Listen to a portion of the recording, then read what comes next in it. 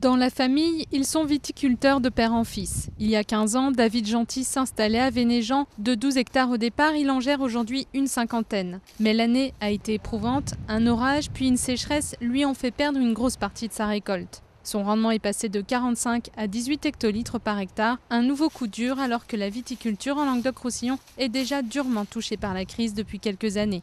Mon objectif, c'était d'arriver à 20 hectares.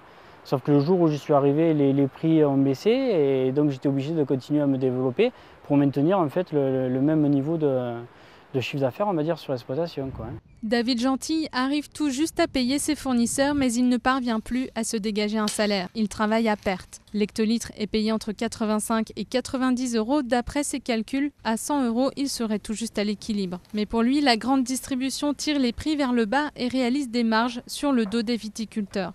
Depuis 2003, on va dire, le prix payé producteur a pratiquement chuté de 50%, alors que le consommateur, je ne pense pas qu'il ait l'impression d'avoir vu sa bouteille de vin ou de tout autre produit diminuer de 50% dans le même laps de temps. Malgré la situation, David Gentil refuse de se dire désespéré. Il pense que certaines propositions, si elles sont mises en place, permettraient de passer un cap difficile, comme l'abattement de la taxe sur le foncier non bâti ou encore une année fiscale blanche. Une année blanche, c'est pouvoir faire un break sur les remboursements au Crédit Agricole, sur nos charges sociales, sur tout ce qui peut nous aider à passer l'année.